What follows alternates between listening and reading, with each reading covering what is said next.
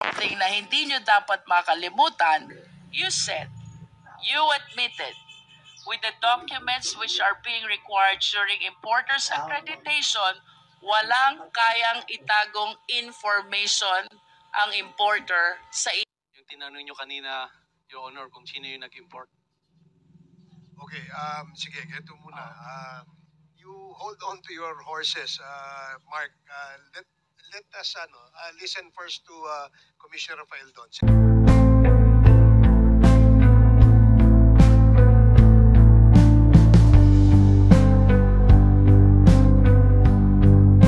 Quantities of these commodities to be imported from other countries.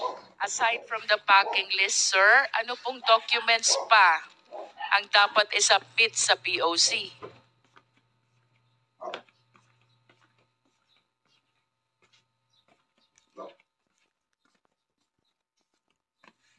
This is the importation proper. So, mag-i-import na siya. What documents need to be submitted to the POC? You mentioned about the packing list. What else, Commissioner? The specific term, ma'am, I cannot mention it, but these are the invoices of these commodities from the corporation or from the manufacturer. You get these commodities. This is to attest that the amount you specify there is correct. Dito po yung invoice from the manufacturers where these commodities will be coming from, Your Honor. The packing list contains the description and the quantity of the goods, correct? While the commercial invoice contains the value.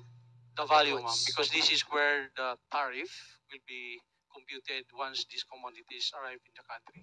And when you say tariff, it means importation tax. Yes, Your Honor. Does it include bill of lading, Commissioner? Yes, Your Honor. Ano po bang nilalaman naman itong bill of lading in the interest of the Filipino people? Until you physically open the commodities in their packaging, it is very hard to assume that these are exactly the same as it is stated in those documents, Your Honor. Yes, but with respect to the document bill of lading itself, what do we see from the bill of lading? The shipment where these commodities will be coming in. Can you please cite the information we see from the bill of lading? Yung mga anong barko siya nakasakay, what are the containers, so that this can be tracked. Containers reference number? Yes, sir. Meron tayo, ma'am. Meron yang. These are international numbers that can be tracked by all customs agencies in the world. Kaya po meron number itong mga containers na to. Pag sinabi niyo po bang tracking number, ito po bang binanggit ko kanina about the 6.4 billion shabu, MCLU 600, 1881, ito po ba yung international tracking number? Yes, ma'am. That's why our Chinese counterpart gave us that number, and we were able to trace where that truck was delivered.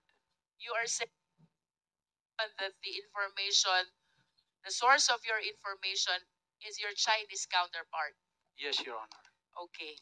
So, what other informations can we get from the bill of lading, sir?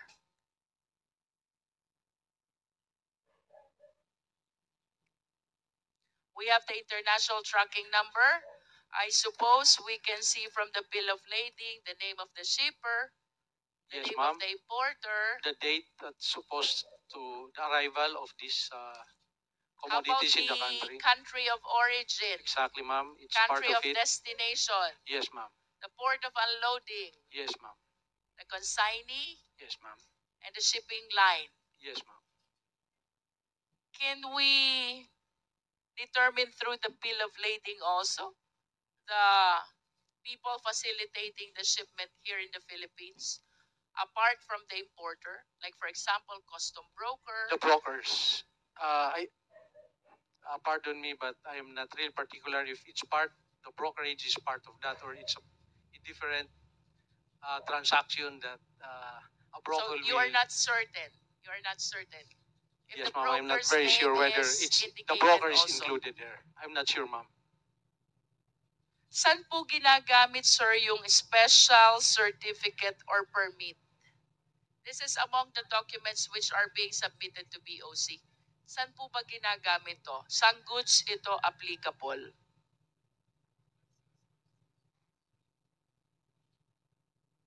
Or what kind of importation requires special certificates or permit? I think some government importation. For example po, The importation of some government requirements that does not require payment of tariff, they may have different and special importation permit, Your Honor. can we cite as example firearms and ammunitions if the Philippine government, for example, is importing some? Yes, Your Honor. Ano po yung special permit na tinutukoy doon? The specifics of the permit, I cannot... And that permit is issued by the Philippine government? they have to get... there's so many government agencies that they have to pass through. There's an approval from the Philippine National Police, from the finance. When you get this special permit, it's a multi government agencies that approves that permit, and Customs Commissioner is not part of those who will approve it. It's secretary levels and multi government agencies, Your Honor.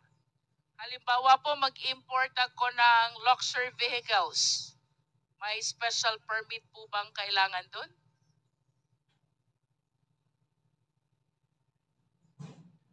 I would like to report back to you, ma'am, if importation of luxury is required to have a special permit. But second-hand luxury, not allowed, definitely, except when there's specific...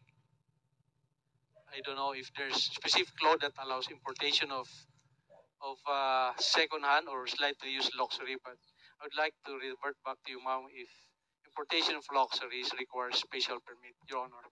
How about if I will be importing high-end branded garments or bags?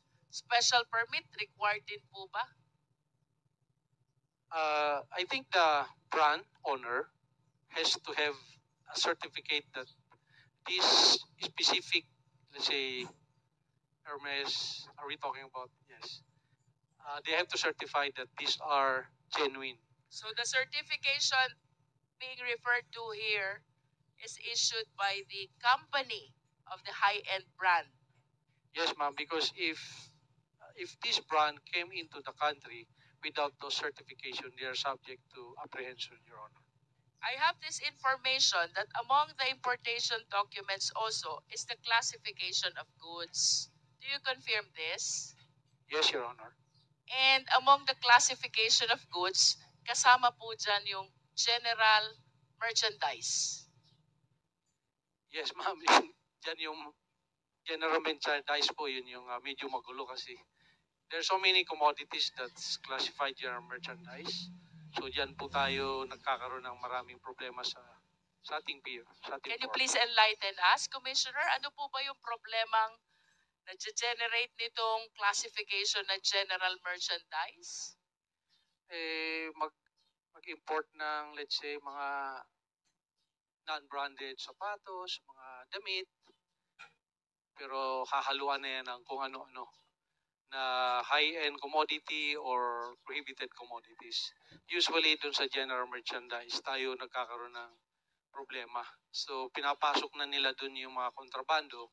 So, hindi siya nakalista dun sa packing list nila. Talagang dun sa general merchandise, yun po yung madalas maabuso nung importer. And the broker, sometimes the brokers, they really don't care kung ano yung laman ng containers. So, yan po yung nagkaroon tayo ng, that's where the corruption and so many other problems come into play, yung sa general merchandise. Commissioner, I will go back to you. Mr. Taguba, I remember during your previous testimony, you made mention of general merchandise in relation to Tara system. Can you enlighten us on this? Um, Your Honor, yung general merchandise po, iba-iba po kasing may-ari nun. So, Iba-iba ang may-ari. Opo. Yung isang container, pwedeng may footwear, pwedeng may kitchenware. So, iba-iba. Hindi naman siya kontrabando, pero hindi siya dinedeclare kasi mahaba eh. Pag i-declare mo siya, ang may-ari ng container, ay yung may-ari ng produkto, sobrang dami nung laman ng isang container eh. So, hahaba yung ililist mong items. So, ang ginagawa, pag general merchandise, pipili na lang ng ilan na papayagan naman ng BOC. So, yun na lang i-declare. In other words, mayroong nakalista, mayroong hindi. Yes. General description po. And for some whose intention really is to engage in importation of contraband, sinasadya nila na gamiting classification yung general merchandise para mailusot those which are prohibited. Magagamit po siya sa... Like shampoo. Pwede po. Yun bang 6.4 billion, if you still remember, Mr. Taguba, was it classified also as general merchandise? Pwede ko po bang i-clarify muna yung sinabi ni Commissioner Faeldon? Yes. Okay lang po. Commissioner Faeldon, let me continue with the process, please. Once all these documents for importation are submitted to BOC, ano po bang sunod na gagawin? Let us say that the importation are already loaded in the cargo vessel, in the process of being shipped to the Philippines. What should be the next step? Excuse me, Congresswoman Luis, right? I believe your question earlier about the system that you asked Mr. Taguba, I think is ready to give the answer. To give the answer to you. Before we ask another opinion from Commissioner Faeldon. So, yes, Your Honor. proceed. Your Honor, nasa akin na yung pangalan ng importer. So, I would like to say it now. Yung tinanong nyo kanina, Your Honor, kung sino yung nag-import. Okay, sige, ganito muna. You hold on to your horses, Mark. Let us listen first to Commissioner Faeldon. Sige, Commissioner.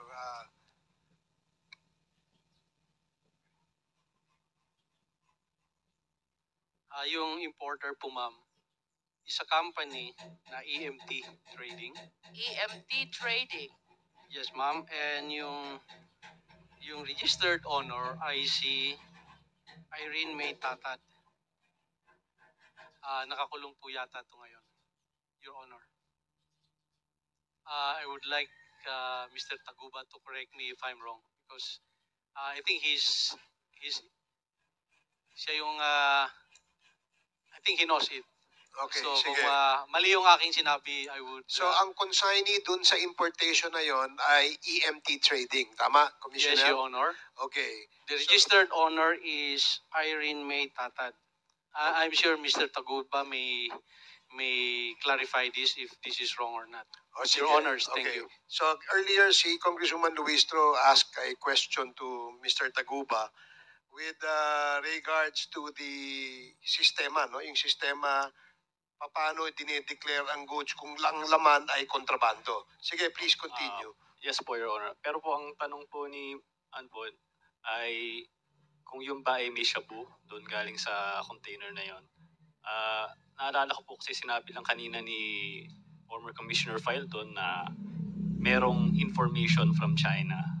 So, meron pong nag-testify sa court, taga-BOC, si Rainier Ragos po. Ang tinestify po niya sa court is yung warehouse po, kung saan po yung natagpuan yung shabu. Wala pong container na nakalagay doon. dun sa text message na yun. So, Excuse me, Mark. Anong ibig mong sabihin? Yung may-ari ng warehouse, ang consignee? ay yung sa Shabu po na yung sinasabi po niyang information from China. An information was shared to Commissioner Faildon, no, by your counterpart from China. And the information was, merong shabu ang warehouse. Yun po ang information. Pero ang sabi po kasi kanina ni former Commissioner Faildon, merong container number na binigay. Pero doon po sa korte na nag-testify po itong si Ranger Ragos, wala pong container number kasi text message po yun. Warehouse lang po. Mr. Chair, I wish to be Proceed. clarified. Mark, yun bang nahuli sa warehouse, container ba yun? Or yung metallic cylinder lang? Yun po, metallic cylinder lang po. Wala na yung container. Wala na po, ito po yung timeline po niya. Na-deliver yung container May 24, nagka-raid na siya May 26 na siya. In other words, the other merchandise inside this MCLU 600 1881 were delivered actually to their respective owners. And it was the metallic cylinder only which was discovered in the warehouse in Valenzuela. Pero pwede ko rin pong sabihin na pwedeng hindi doon ang galing yung metal cylinder dahil hindi naman nakita yung unloading. Pag tinignan nyo po yung logbook nila, may mga ibang container na na-deliver doon. So, sa tingin ko, na ituro lang yung container na yun, meron din akong text message na galing kay Kenneth Dong na nung araw na yun mismo, nangihingi siya ng dokumento nung container number na MCLU 600-1881. Tinanong ko siya kung bakit, pero hindi na siya nag-reply. Ako naman, dahil parang wala naman sa akin yun, binigay ko na lang. Ang duda ko kasi, yun yung naging dahilan kaya naituro yung container na yun eh. Siguro kung hindi ako nagbigay ng dokumento na yun nung time na yun, baka hindi yun yung naiturong container.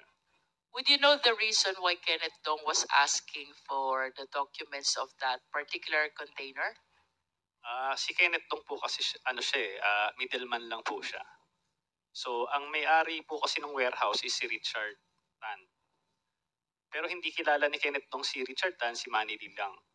So, may middleman pa uli. Kung hindi po ako nagkakamali, nag-hearing na po sa Senate ito noon, nang hingi ng dokumento si Manny Lee sa kanya. Ito, itong MCLU 600-1881. So siya naman, hiningi rin niya sa akin, parang lang. Tapos binigay ko sa kanya, binigay niya kay Manny Lee, ayun siguro nakarating kay Richard Tan, yun ay naituro na container. So, hindi ko, lang po ito parang assumption ko lang po, theory ko lang po. Kasi wala namang container na natagpuan doon eh, mga cylinder lang po. Was this container ever discovered during that time? Kung nasan itong container na to? Wala na po yung container doon eh, nung 2 araw na nakakalipas eh. So, ang nakita na lang doon is yung mga metal cylinder na may nakalagay nga doon na na papel, yung Fidel Anoche D. Yun na yung pinagpasehan nila. But do you confirm that that container, the shipment inside that container was classified as general merchandise? Yes, sir. Kasi per your narration, kapag general merchandise, maraming may-ari, various types of goods. But I wish to emphasize what you said, na pwede yung metallic cylinder ay hindi naman ang galing dun sa container na iyon. Kasi wala ng container na nakita sa loob ng warehouse. Wala po, hindi po. If that is the case, Mr. Taguba, what therefore was the basis why you were made accountable for the metallic cylinder when there is no proof that that is one of the contents of that container? Yun po. Yung packing list naman, kailanman di ko nakita itong packing list na ito eh. Does the packing list mentions about metallic cylinder? Wala po. Yung sinasabi kong packing list, yung ANHI packing list, hindi po siya official document. Kailanman di ko siya nakita. Hindi siya sinabit sa BOC. Ang nakakaalam lang nito is si Manny Lee, si Richard Tan, na yun, di umano, merong metal cylinder. And I remember you also testified before na you have a packing list with a stamp of the BOC, and another packing list was produced during the hearing in the court without the stamp of the BOC, and that was the one which was appreciated by the court. Yun po yung nangyari. Do you still have with you the packing list with the stamp of the BOC? Ano na lang po, Xerox copy na lang po. But it still bear the stamp of the BOC? Yes po. Inano naman siya, verify po siya ng BOC na si Dennis Maniego na ito ay totoong dokumento. So, kahit wala yung original copy kasi sinasubmit syempre sa BOC, kahit Xerox copy lang siya, pinatunayan naman na totoo ito. At gusto ko lang din iklaro yung AFTA. So, ito po yung isang special permit din po ito. Hindi naman permit, kumbaga, para makabawas sa tax. So, ASEAN-China Free Trade Agreement, hindi po ako nagkakamali. Yun po ay may tatak po ng Quarantine Bureau ng China na in-inspect po siya. At gusto ko lang din sabihin na katulad din sa Pilipinas, hindi lahat ng container ini-inspect. So, swerte rin siya at na-inspect siya. So, dapat talaga yung korte, nung in-assess niya, dapat pinanigan niya yung aming dokumento kaysa dun sa informal What do packing you list mean na yun. when you said swerte siya, na-inspect siya? Hindi po lahat ng container na i-inspect. Ganon din po. Hindi ganon talaga. Sobrang daming container. So siya, na-inspect siya. Meron siya tatak ng Quarantine Bureau. Pinatunayan sa korte na totoo yun. You're referring to this MCU 1881? Yes. Your Honor. Okay. And then? Sa kasamaang palad, ang pinanigan ng korte is yung ANHI packing list, na informal packing list na hindi naman sinabmit sa Bureau of Customs. So, yun, hanggang ngayon, inilalaban namin yun. Nag-motion for reconsideration kami with motion to inhibit. So, you anchored one of the arguments where you anchored your motion for reconsideration is the non-appreciation of the packing list with the stamp of the BOC. Yes. Number one po. Mr. Chair, may I continue? You have 2 minutes. 2 minutes.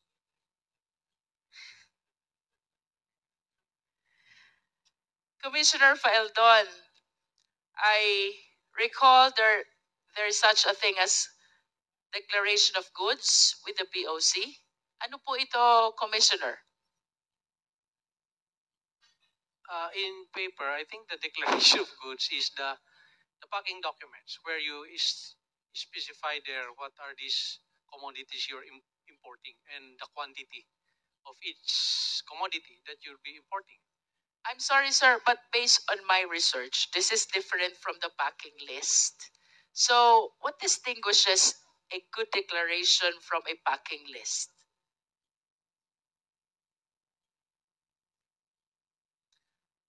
Based on my information, ito daw pong good declaration na ito ay isinasubmit sa BOC within certain number of days before the arrival of the shipment.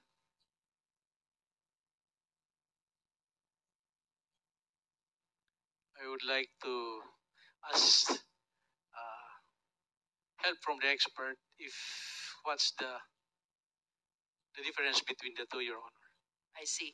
And based on your knowledge, Commissioner Faeldon, ano bang purpose nitong good declaration? Well, Well, in the term itself, that is to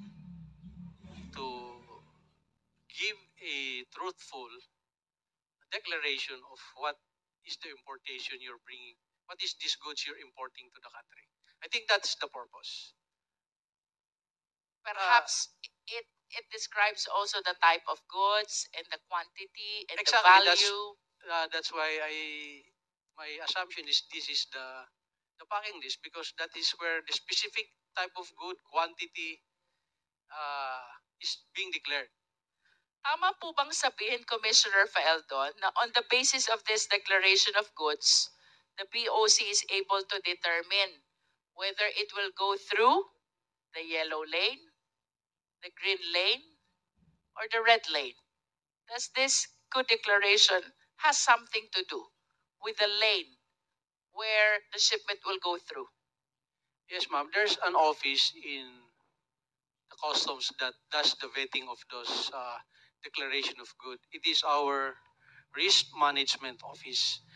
Once all those documents were submitted to the customs, they will start to run that into our system, whether this importation will pass through the physical inspection upon arrival in our ports, or X-ray, or will go to the fast lanes. So it's another office that does the vetting of those actual importation. Our office is called Risk Management Office, Your Honor. Let me go back to Mr. Taguba. Is it on this stage that the process or the system in the BOC is being manipulated by the TARA system? Yes. Yes, Your Honor. And which office is responsible to determine under which lane the shipment must go through? Yung mga ano po ba yan? Mga yellow lane, red lane, green lane. RMO po ata. Anong tawag po sa opisina? RMO. Ano pong ibig sabihin ng opisina na yon? Risk Management Office. Kung di po ako nagkakamali. So this is the same risk management office that was mentioned by Commissioner Faeldon. Mr. Chair, considering the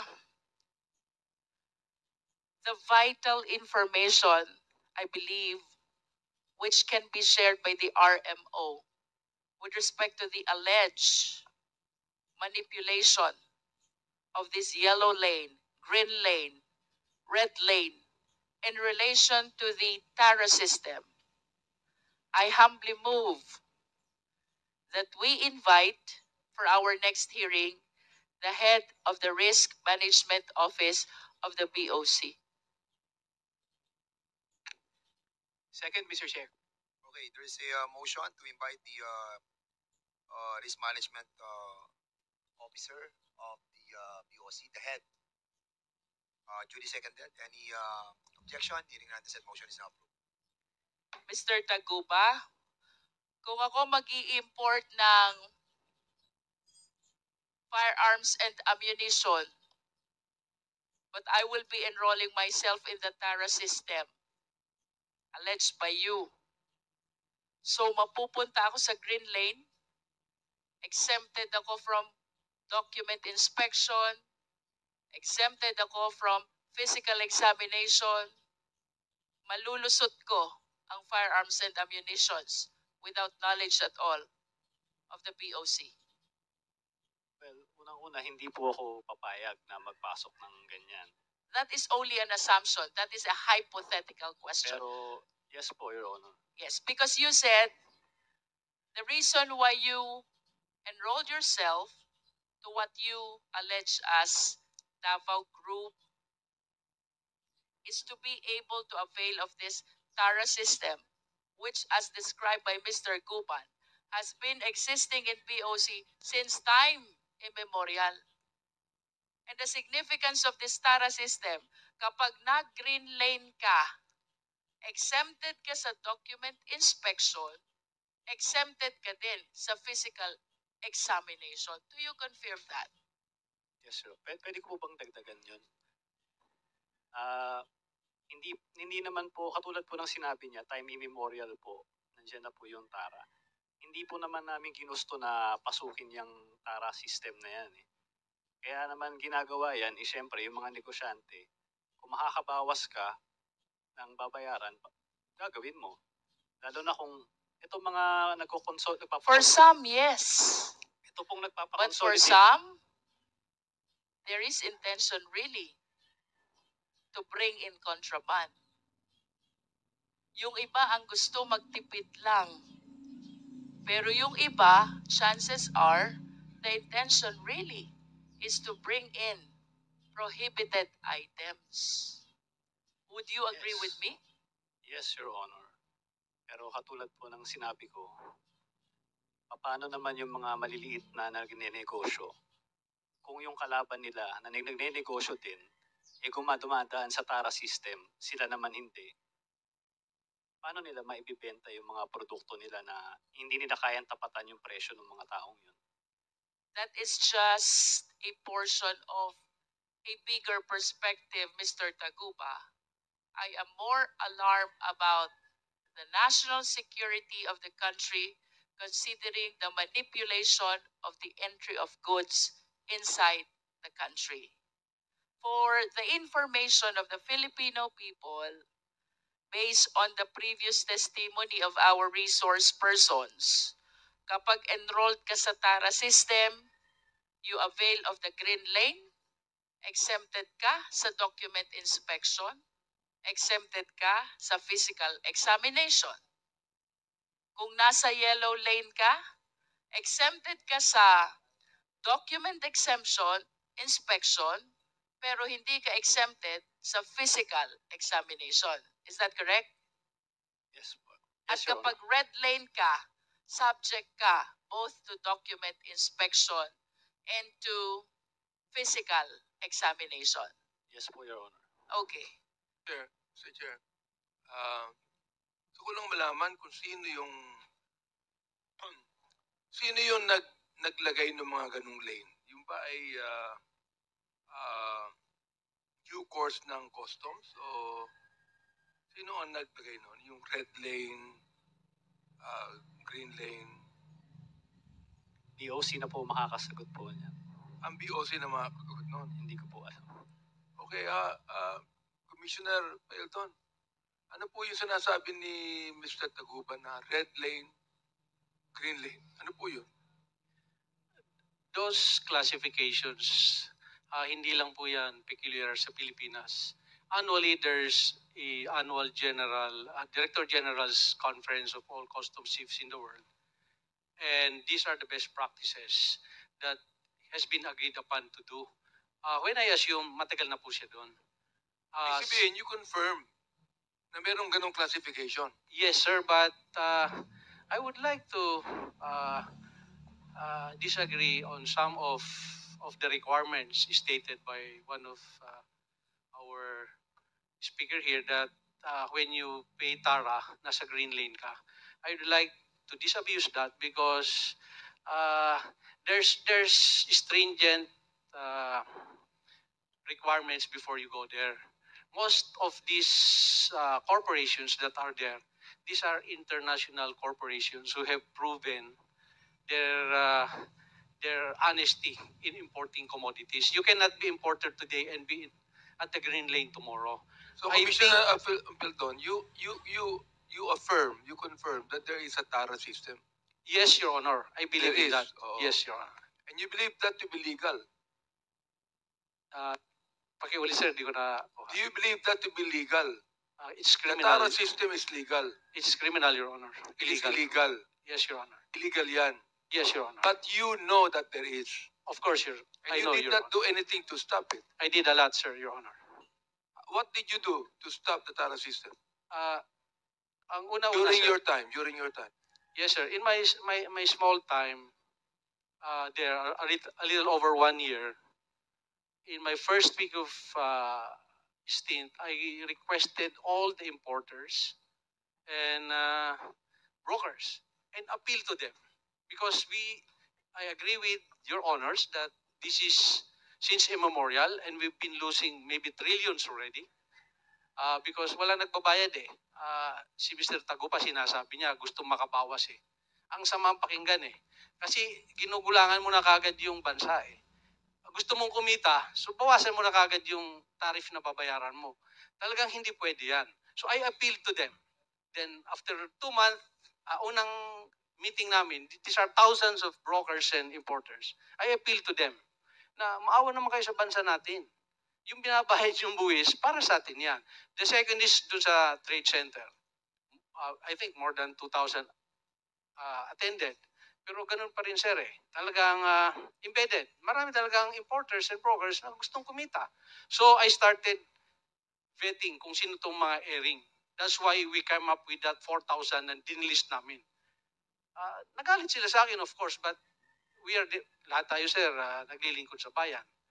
So, sinasabi nga niya, gusto makabawas. Yes, makabawas sila sa kanilang binabayaran, pero yung taong bayan yung nalulugi dyan. So, I think, as far as they are concerned, hindi nila ako nagusto kasi 4,000 nga tinanggal ko sa listahan nila eh. So, those are the process na ginawa ko, Your Honor. Talaga po, Commissioner, ang sinabi ni Mark Taguba, gusto nilang makabawas, kaya sila yung nagpupunta roon sa classification na lanes. Tama ba ako, Mr. Taguba? Pwede ko po bang sagutin yung Go sinabi? ahead. Sige po. Sagutin niyo. Yung sinasabing makabawas, unang-una, hindi namin gusto magtara. Yan naman hindi papansinin yung dokumento mo. Pag-i-explain muna sa amin, ano ba yung TARA system para sa kaalaman ng taong bayan? Ano ba talaga ang TARA system sa Bureau of Customs? Lagay ba yan? O ano ba yan? Lagay po, grease money po ito, tara. O ibig sabihin, the TARA system is grease money. Nabanggit nga po ni Commissioner Paeldon, Mr. Chair, na ang TARA system is illegal, di ba? O, so tama rin ang sinabi ni Mark Taguba na ito ay grease money o lagay. Ano? Yes po. Gaano kataas ang lagay sa isang TARA?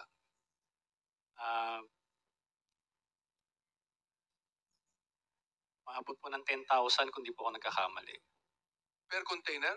per container. Depende po sa opisina. Pero- Anong gusto mo ipaliwanag kanina? Gusto ko lang ipaliwanag na sinasabi niya na yung mga nagpaparating ng mga produkto nila gusto makabawas kaya nagtatara. Unang-una, hindi nila kailangan magbigay ng tara kung maayos yung BOC. Kung inaasikaso yung mga papel at hindi kailangan magbigay ng buwis para lang asikasuhin ka, walang magbibigay ng tara.